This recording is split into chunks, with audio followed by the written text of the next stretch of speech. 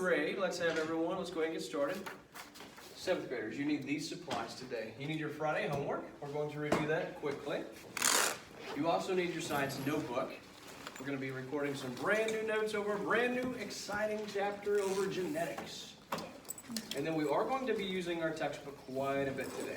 So make sure you have that out and ready. All right, so go ahead and get those supplies out. Here's why you're here. First of all, we're going to review our homework from Friday. I'm going to have you guys share out and share some of your summaries and share what you learned about fall leaves and why we see the cool colors we see.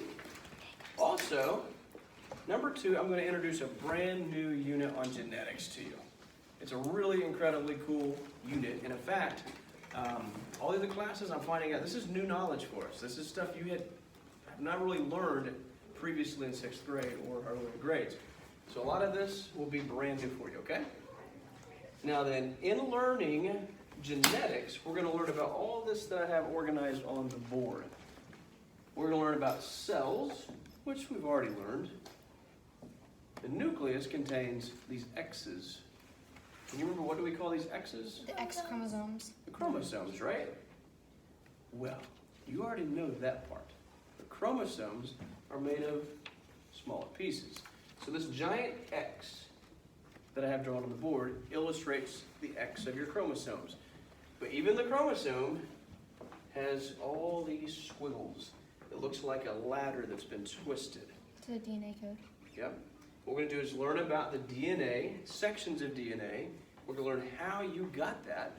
Basically how you got part of that DNA from mom, part of that from dad, and God weaved it together perfectly to make you exactly who you are. Now, we'll learn about that, but not only that, we'll also learn about how the cells in your body replicate and duplicate themselves. I mean, your skin, for example, is dying off all the time. You're shedding dead skin cells. So that means you better be making some brand new skin cells, right?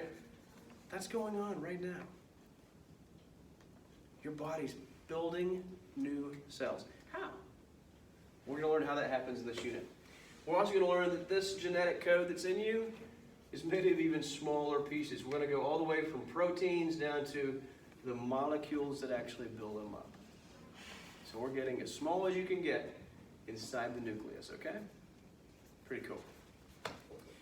Now, number 4 on the board, we'll probably have to save this for tomorrow. But we're going to see what does God say about our genetics. Because King David actually writes about genetics in the book of Psalms. That's well before we even knew genetics existed. Quite honestly, we've only been studying genetics for a couple hundred years. It's like new technology in the world of science. But genes have been around ever since living things have been around. So we're really just discovering something that God invented a long time ago. All right. So I think you're going to enjoy this unit. So let's go ahead and first things first, let's review our homework from Friday. See the colors you see in leaves. Why are some leaves green?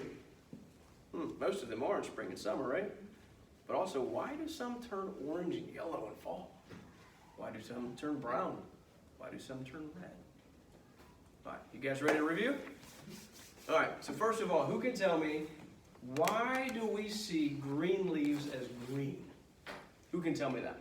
Yes, right here. Because the chlorophyll in the chloroplast in the cells, it's color. It is green in color, Absolutely. and it covers like all the other colors that might be in the leaf. Absolutely. So we have a lot of chlorophyll, a lot of green inside a plant cell, don't we?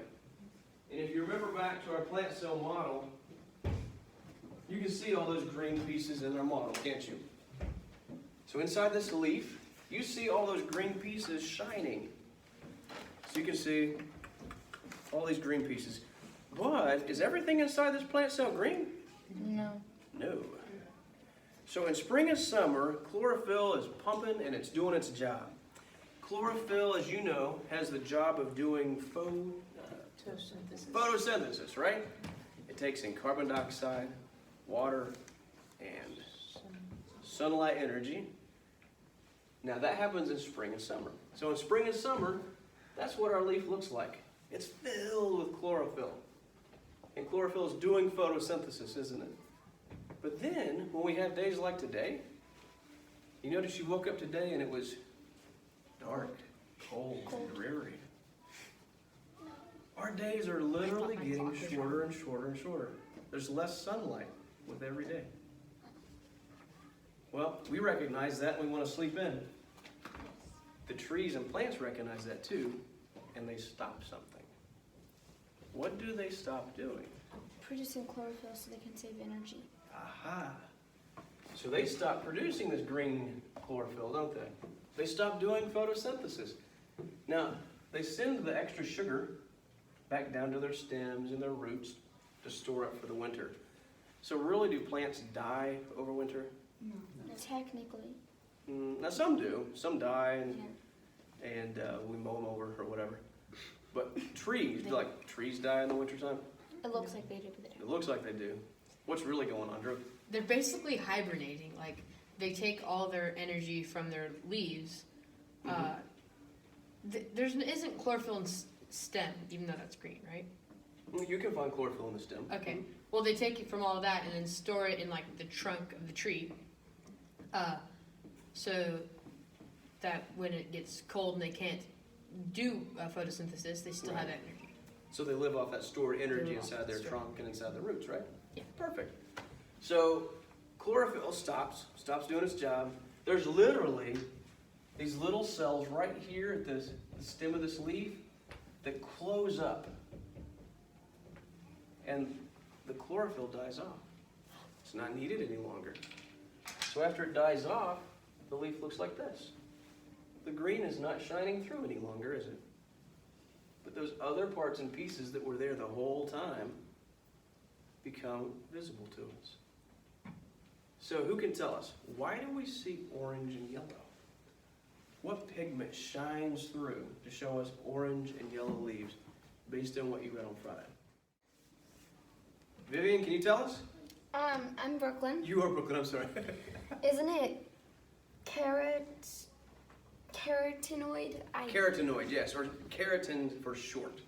So keratin is usually kind of an orange color, but when we have less of it, it's going to be yellow. It's going to appear as a yellow leaf. When we have more of it, it's going to appear like an orange leaf to us. Isn't that cool? But isn't there also something that colors? Wait, are we talking about orange? Yep, we're on yellow and orange right now. Okay, yes. Now, brown leaves. Some of them just turn brown. If a leaf turns brown, what is trapped inside that leaf? Who discovered that? It's something a leaf doesn't need any longer. No living organism needs it. All living organisms release this. Is it waste? Ah, Jack, it's waste, yes. Oh, that's disgusting. Wait a minute. So brown leaves have trapped waste inside them, yes. And their cells are starting to die off, so they turn brown as well. So yeah, a brown leaf has trapped waste or dead cells in it.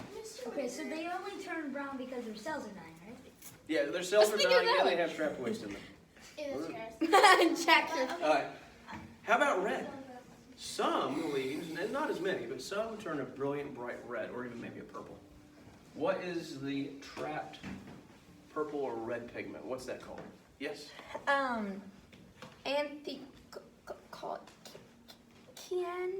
I don't know how to pronounce it. Anybody want to take a stab at it? Anthocyanin, right? Oh, I yeah. said Now- that last night. I was so afraid.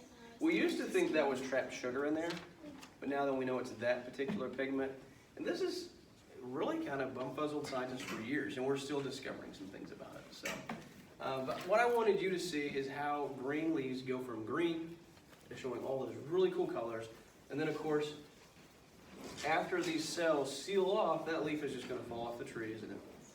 And after we had we had a frost this weekend. After that frost, it's going to cause leaves to just fall like crazy. Isn't the reason they die is because they're not having access to water then? No, they still have access to water, but the days are getting shorter, so they're getting the sunlight they They're need not for getting sun. photosynthesis. No, they're getting shorter. Yeah, so they start shutting down and use that stored energy instead. Mr. Becker, so we have a humongous oak tree in our backyard. We have like 2 huge oak trees in our front yard and in our backyard. The thing is, they don't drop anything. Really? They just turn They stay from on there? green to brown and stay there. They don't Oh, drop. surely they drop after a while, don't they? No, Even after a hard frost? No, Lucky they don't. you. We have Really? so much leaves. We in have our backyard. 21 They just go- trees. They just go to brown and then they stay on. Maybe your oak tree has a genetic mutation or something. I don't know, but it's like, it's weird. We have 19 now. Most of them drop. So. Mr. All right, we're going to switch gears here. So we covered fall leaves, didn't we? Abby, did you have a question for me? My red leaf is turning brown. Oh, cool. You can put it in your notebook. Nice. Hold that up so everyone can see. It's turning purple, Oh, actually. that's cool. Mine was Awesome. like the left side of it was bright red, and the other side was fading to brown. That was a big one. Wait, is that a really actual sign? All right, well, let's switch gears here. So we covered leaves. We reviewed that. So did we accomplish goal number 1? Absolutely. How about goal number 2? Have I introduced a brand new unit to you? Not yet. Ooh, not yet. So here's what I need you to do. Let's all travel to textbook page 92 and 93. I'm going to introduce a brand new unit for you, and then we're going to get our notebooks ready for this brand new day of learning. Yes? Can I go get my sign? Yes, please. do. Wait, 92 and 93 are just the purple pages. You're there. You're on the right page. What? That's so weird. Now on page 92 and 93, you see it shows us unit number 2. And it has a picture of a parent dog and a puppy. So we're going to see how genes are passed from parents to offspring. We're going to learn how that happens. It's amazing. You also see 2 cells that used to be 1 growing and dividing and becoming 2. That's happening in your body right now. Your cells are growing and dividing, growing and dividing, growing and dividing. Wait a minute. We're going to learn how that happens as well. Now check out the unit title. Our unit title is Heredity and the Origin of Life. So heredity is what we inherit from our parents. So we're going to learn how that happens. We're also going to learn about the origin of life. So we're going to look back at the very beginning at the creation account. That's chapter 8. But check out chapters 5 and 6. On chapter 5, it says we're going to learn about the cell cycle and protein synthesis. In other words, we're going to learn how this cell grows to another cell. Now, in order for this cell to become a new cell, it has to take all these chromosomes and duplicate them. In other words, we have to copy these chromosomes to put them in a brand new cell. We're going to learn how that happens. It's pretty amazing. We're also going to learn not only how that happens to make a new cell, but how your parents' genes from mom and dad make you have brand new genetic traits in your chromosomes. Pretty amazing. Yes? Don't ribosomes perform protein synthesis? They do. Ribosomes are a very important cell organelle in that. We're going to learn about them. All right. So, we're going to learn about all this stuff on the board. But before we get to that, we need to get our notes ready, don't we? So everyone go ahead and pull out your notebook. Head to your table of contents, por favor. Write down today's title, which is Organization of Genes. All right, so write in today's date, which is the 26th. Write in today's title, Organization of Genes. And then you can write in your next new fresh page number. And let's dive on into genetics. So by this point, everyone should have their notebooks about ready. And your textbooks. Let's go ahead and slide over to page 95 in your text. There. And let's discover what in the world are genes. I mean, this is genes with a G, not with a J, right? So we're not talking about your pants. We're talking about genetics. What you inherited from Mom and Pa. All right, so here we go. On page 95, let's open up with the chapter 5A section. It says here that respiration and photosynthesis are just 2 of the many jobs that cells perform. You guys already knew that, right? I mean, you're excellent experts on that. You know about cells already. It says here that different types of cells in the same organism have different types of jobs. Did you know that? You knew that. You knew your skin cells has a very different job than your heart cells, right?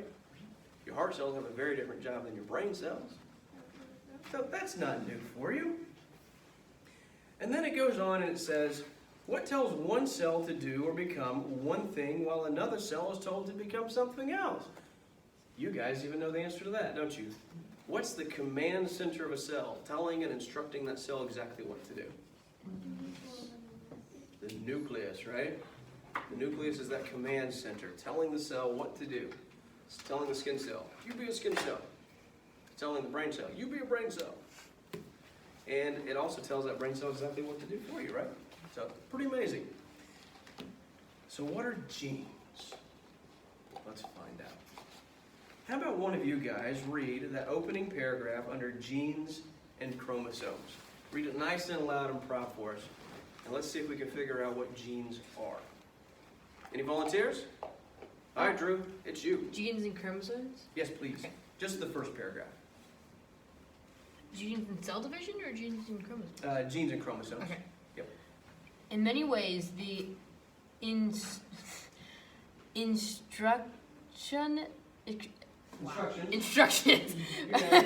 instructions for a cell are similar to the blueprints used in a factory.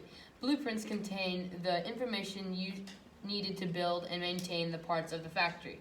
The cell's blueprints are called genes. Genes contain the information needed to build cells and cell products.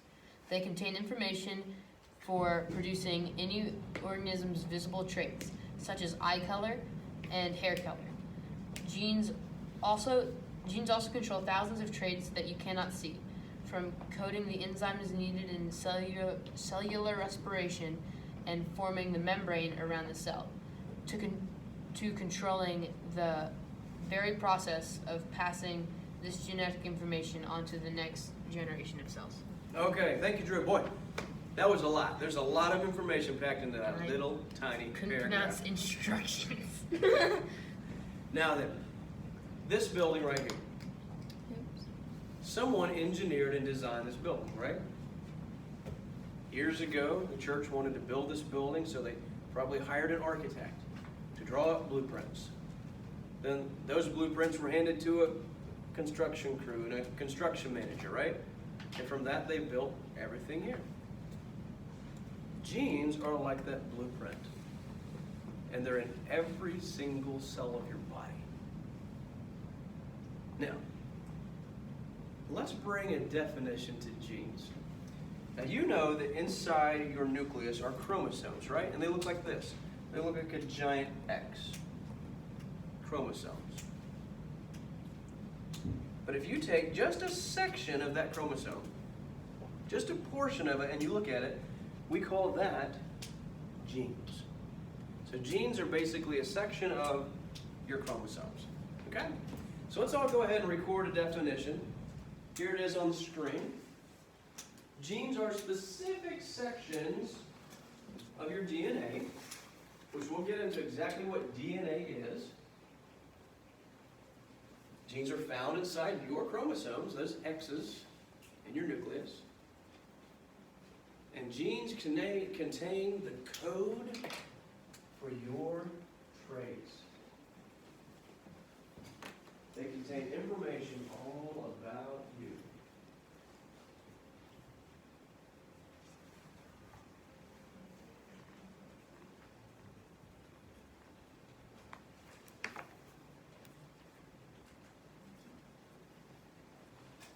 So, if we were to crack open one of your cells, cut open the nucleus, we would find these chromosomes, these X's within it. And then we could look at those X's and pull these strings out of the X's. Basically, the chromosome is made up of super long strings like this. And the strings look like a ladder that's been twisted, don't they? So we could pull those out and read them to find out almost anything about you. Your hair color, eye color, whether you have freckles or no freckles. Nose shape, about how tall you're going to be someday. 1'5" or 5'1". Think- 1'5". Whoa, hold on. You're just gonna shrink. You've already exceeded that. So, nearsighted, farsightedness, hair color, skin tones. There's a lot of stuff in your DNA. And half of the information in your DNA came from mom, half of it came from dad. It was knit together to make you exactly who you wanted, or who God wanted you to be. Now here's the cool thing. All the way back from Adam and Eve at the very beginning to today, every person has their own set of genes, their own genetic code. So yours has similarities to Adam and Eve's, but it's not identical. In fact, your genes are not identical to anyone that's ever lived before or that will ever live in the future. Like your sister. Or your twin sister. Whoa. Yeah. Now, yours are really close, but they're not even 100% the same. Wait, so I have a question. Hmm? I know that, so when they call, why do they call identical twins identical? Because they're like the exact same, or because their gene code is... It has to do with phenotype. Phenotype means what someone looks like based on their genes. So you and your sister are identical because you look a lot alike, right? We're fraternal. So that's what, really? Yeah. We've never had a DNA Really? test, but when we were born, the doctor said that we were fraternal. And honestly, as we've grown up, me and Vivian have gone to look completely separate. I'm shocked by that. Like, 2 of our friends didn't even know we were twins. Like, What? we're like... Now that's surprising. That's, yes, that's But one shocking. of the kids lived in India, and I feel like a lot of Indian people like, Look similar. Similar, so I think she was just used to... I wonder how similar you would look. No, obviously we have if you 2 were sets a of kid. twins in the room, right? So you and your sister, which Like I would literally, have if guessed you were you and identical. your sister And Drew and your sister, you're not identical twins. So What about Jillian and Ian? I don't know, they're pretty close. Yeah, Jillian.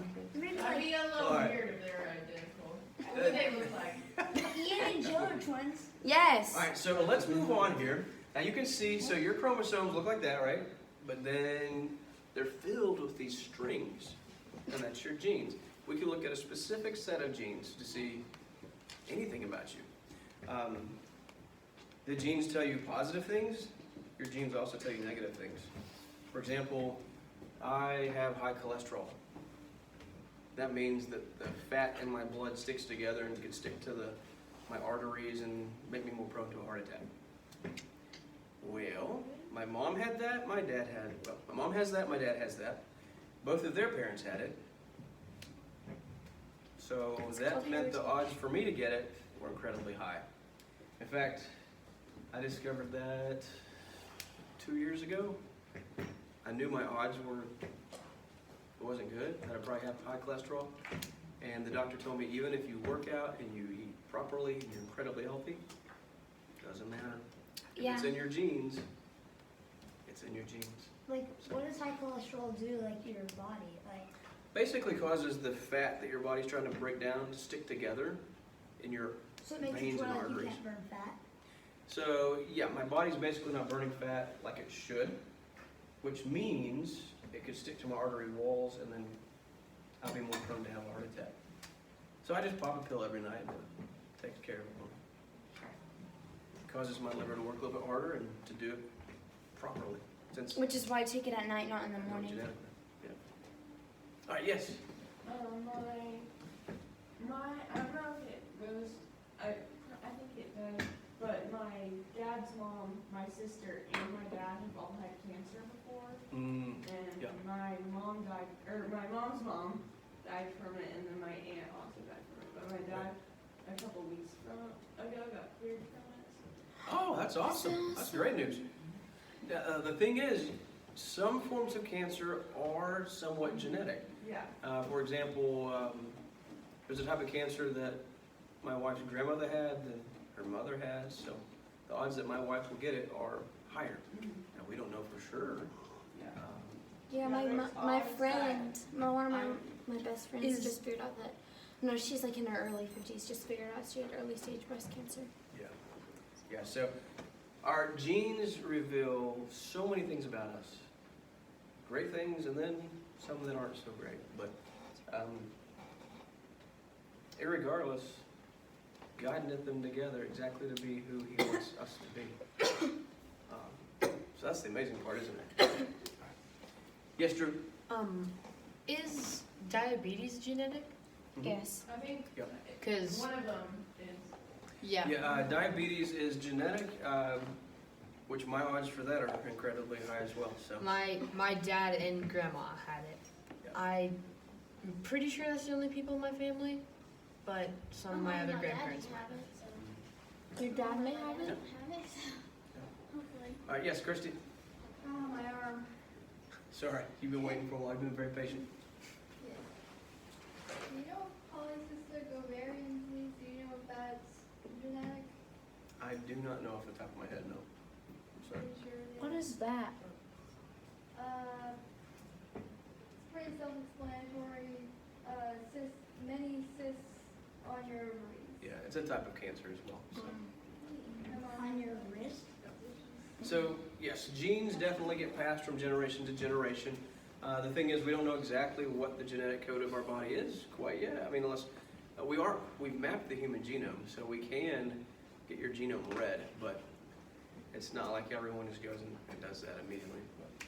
But, genes, I'd say they've opened up a whole new world for us. In fact, here's something we do with our food. We can genetically alter a lot of things. For example, corn.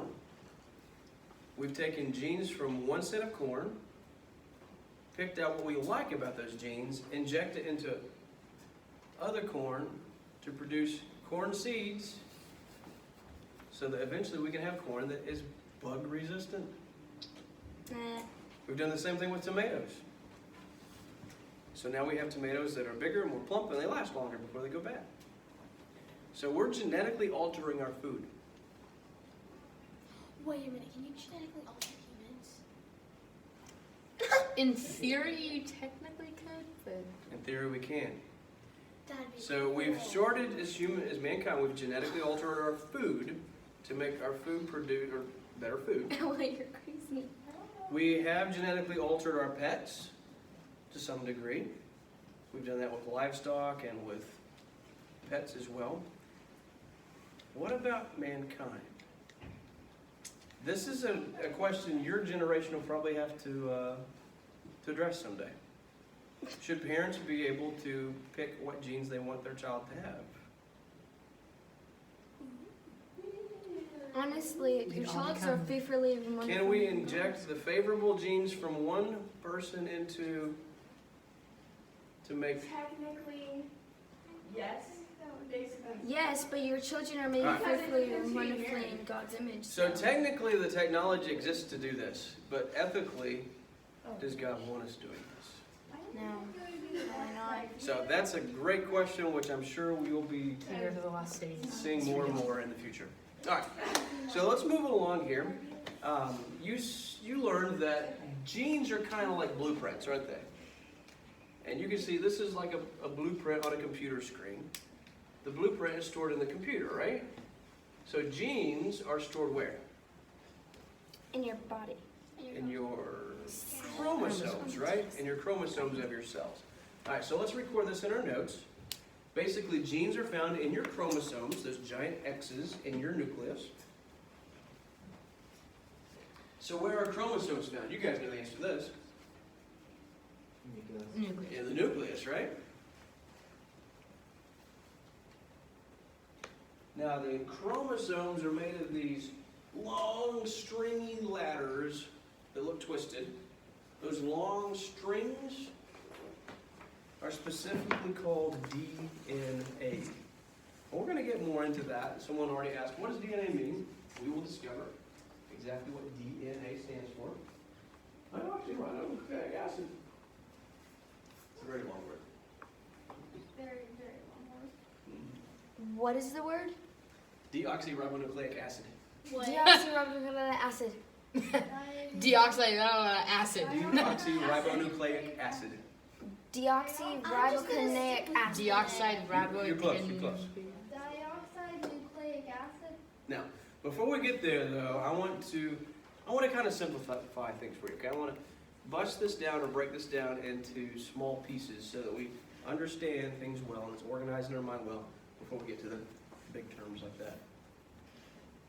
So what I'm going to do here in just a moment is I'm going to put a picture on the screen that really simplifies this into what's in you, okay? It's kind of a goofy little illustration, but I want you to draw your own version of it in your notes, okay?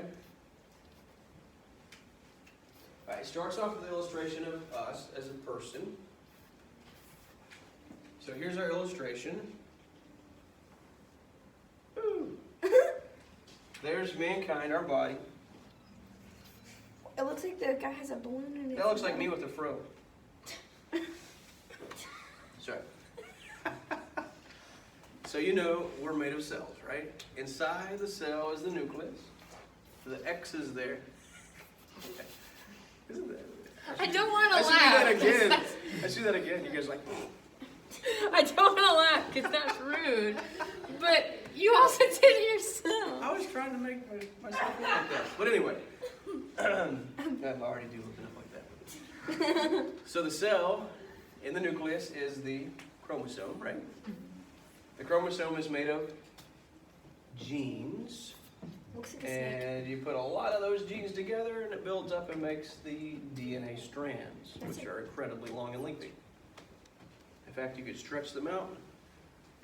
To like 1,000 ... feet. A great way to draw large double helixes is if you know how to ride a ripstick and it just rained outside, drive it through a puddle and then just go like Yes. that across the driveway. Yes, if you ripstick, it looks like one. Yeah, That's awesome. I know, I've seen that. My brother did that before on our driveway. But then we power washed our driveway to make it the brighter color, and it went neat. So do that in a mud puddle, and then take it on your driveway.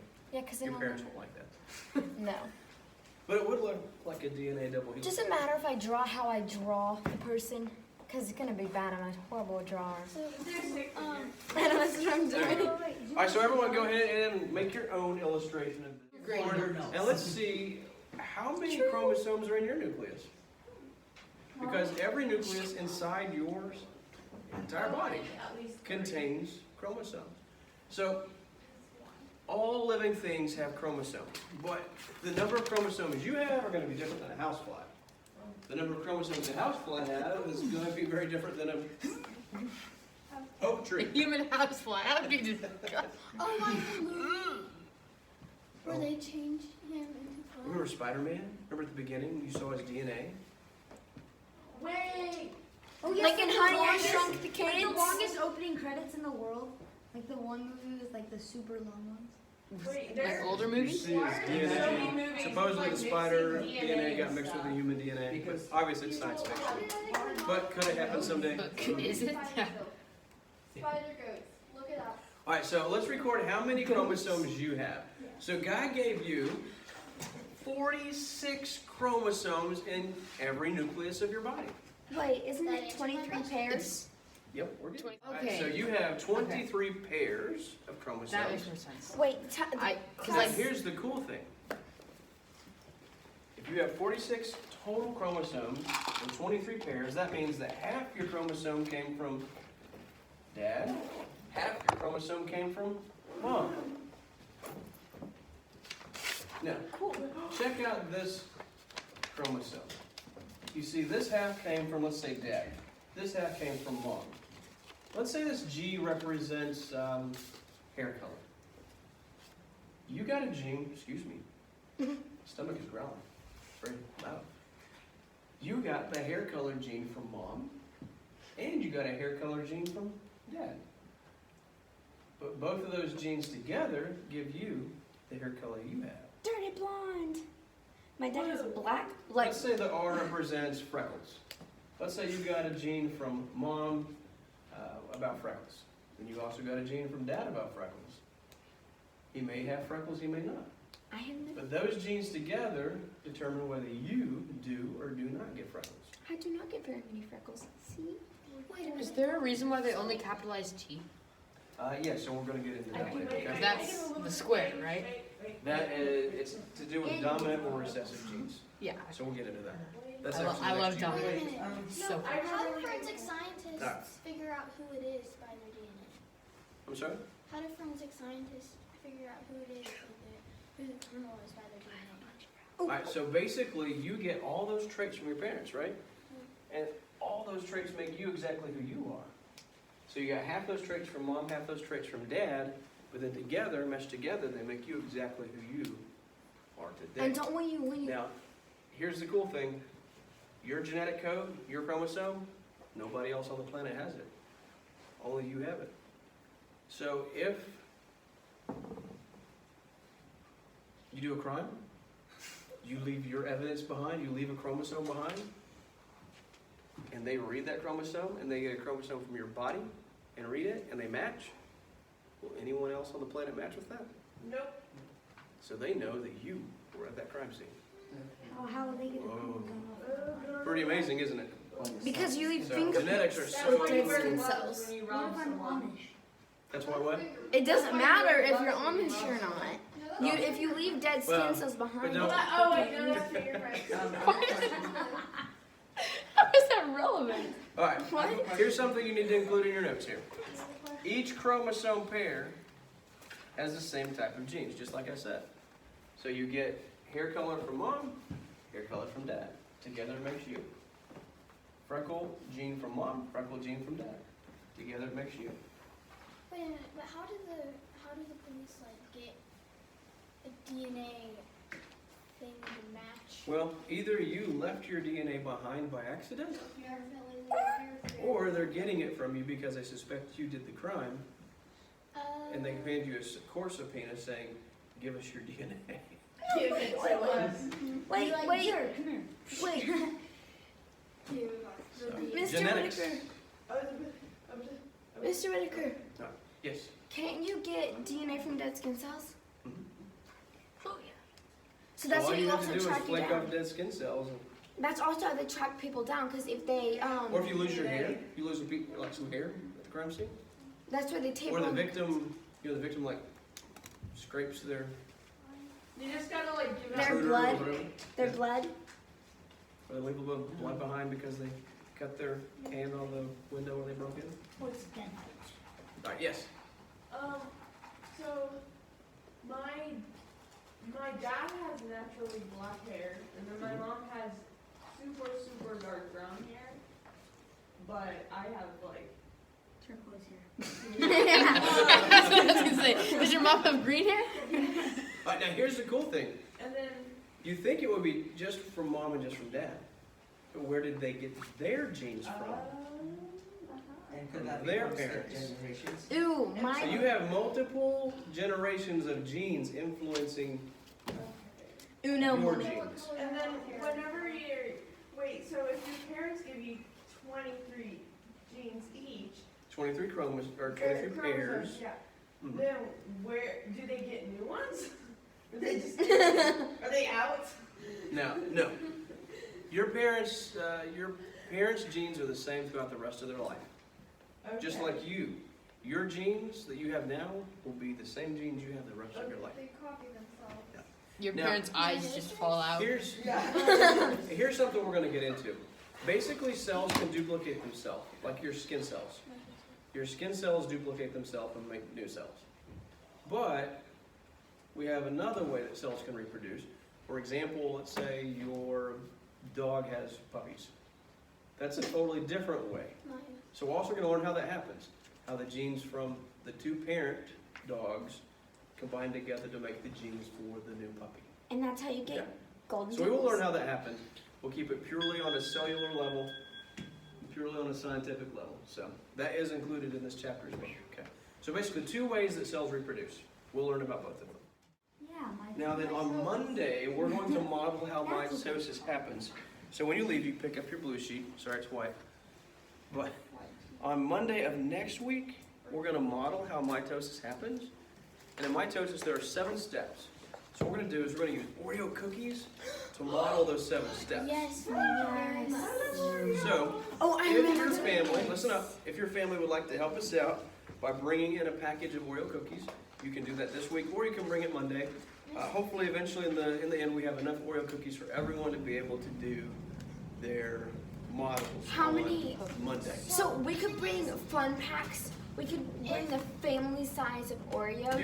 You can bring in the small pack or the big pack. It doesn't matter. Wait. If my dad sees that there's Oreos in the house, even if it's for a school project, they're gone.